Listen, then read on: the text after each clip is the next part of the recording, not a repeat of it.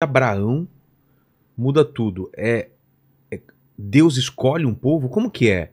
Tava acontecendo muita coisa na Terra Uhum. e aí o Abraão é o escolhido para quê? O que que era o plano de Deus? O que é o plano de Deus a partir de Abraão e até os dias de hoje? Olha, essa escolha de Deus não foi uma escolha no sentido de vocês são superiores aos demais. Merecimento? Merecimento, não é Não. mérito. Não, tanto é que o grande diálogo no Novo Testamento sobre a salvação é justamente essa questão de a salvação não vem pelas obras. Paulo deixa bem claro, quando Deus chamou Abraão, Abraão nem circuncidado era. O que Abraão fez para ser? E quando você pega toda a trajetória do povo de Israel, Deus fala assim, vocês acham que eu escolhi vocês porque vocês eram os mais poderosos, os mais bonitos? Não. Davi. Eu escolhi por ação da minha graça. Eu escolhi porque eu quis. E essa escolha de Deus, repito, não é para colocar um acima do outro. É como se você tá assim com 2 filhos, você escolhe um e fala assim, olha, fulano, lava a louça hoje, tá bom? Amanhã é o seu irmão. Mas não tem uma explicação por que Abraão? Não, só a graça de Deus. A única explicação que tem é que a graça de Deus agiu em Abraão e Abraão aceitou. Abraão aceitou, tá certo? Agora, Deus teria que ter alguém para nascer o Messias. Então seria como se a gente tivesse agora, por exemplo, vamos pegar de novo a temática da guerra. Olha, eu vou escolher vocês 3 aqui para serem os enfermeiros e médicos. O fato de você ser médico, você não vai pro front lutar. Mas eu preciso de você como médico para salvar as pessoas que vão chegar machucadas aqui. Entendi. Tá certo? O médico ele não está com nenhum privilégio acima dos outros. Ele está com uma função diferente acima dos outros. Mas então Abraão teve uma função diferente. Ele ia ser o pai da nação que ia dar para o mundo o Messias. Só isso. Mas você tem fora dessa nação outros com outros trabalhos de Deus. Então, por exemplo, quando Abraão chegou em Canaã, já tinha em Salém, a cidade que depois viraria Jerusalém, um rei chamado Melquisedeque. Tá certo? O Melquisedeque, que seria o rei da justiça, significa rei de justiça em hebraico. Eu esqueci como é que fala em hebraico. Melchit Tzadik, se não me engano, Tzadiká é a justiça, o rei da justiça. E esse homem era fiel a Deus. E ele não tinha parentesco algum com Abraão. Quando Moisés foge do Egito, ele vai encontrar Jetro, que também é descrito como sacerdote do Deus Altíssimo. E não tinha nada a ver com Moisés, nem com os hebreus, era outro povo. Então, ao longo da história, você vai vendo que Deus tem para povos diferentes funções diferentes. E às vezes, isso aqui que é um milagre da história, como eu não sou presbiteriano calvinista, eu acredito no livre-arbítrio.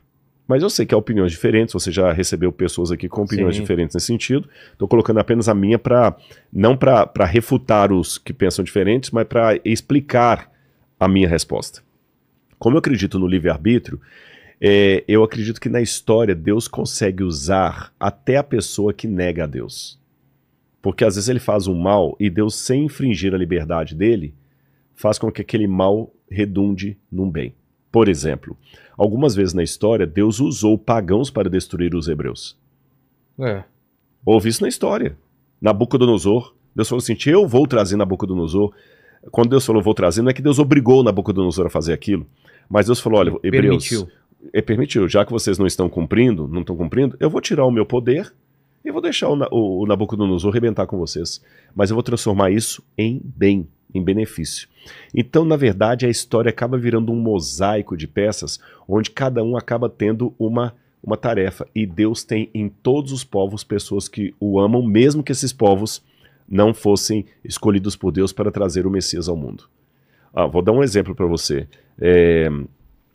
Quem deu o Messias ao mundo foi os judeus. Certo. Mas quem espalhou, e foi os judeus também que espalhou, mas quem permitiu a história do Messias espalhar pelo mundo foram os gregos. Porque se não fosse a língua grega, não teria o Novo Testamento. Se o Novo Testamento fosse escrito em hebraico, só os judeus iam saber aquela história. Então Paulo era um judeu que pregou do Messias Jesus para o mundo.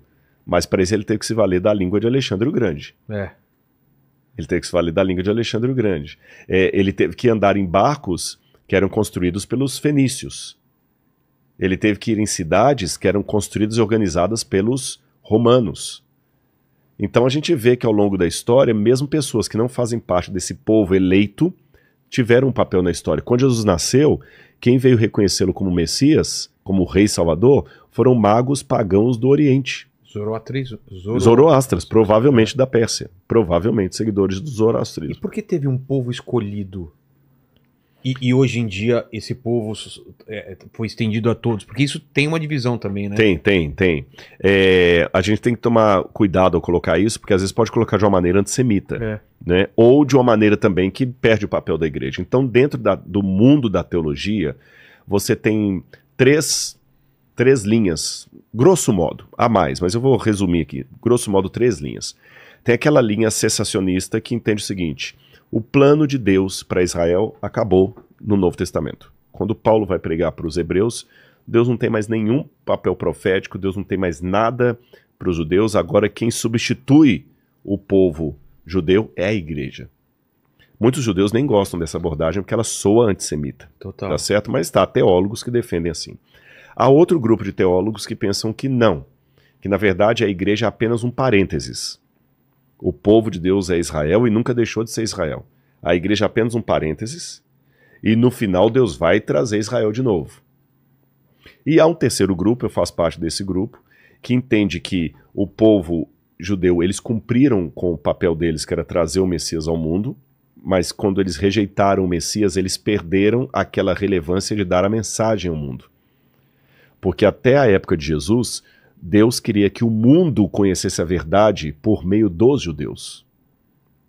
Então, novamente, não é um exclusivismo salvífico, porque Deus tinha salvos fora do povo de Israel, mas se você queria descobrir a verdade, olha para os judeus. Entendi. A Tanar, a escritura, estava com os judeus. O Messias viria deles. A língua que traduziu a revelação de Deus era o hebraico, era deles. E algumas porções em aramaico, mas majoritariamente o hebraico. E todas as linguagens de Deus são sempre da periferia para o centro. Eu sempre confundo. Centrípeda é quando você joga para lá. Centrífuga vai para fora. Para fora, centrípeda. Centrípeda, é sempre centrípeda. Jerusalém, você vai ser fiel e as nações vão vir a você saber aprender de mim.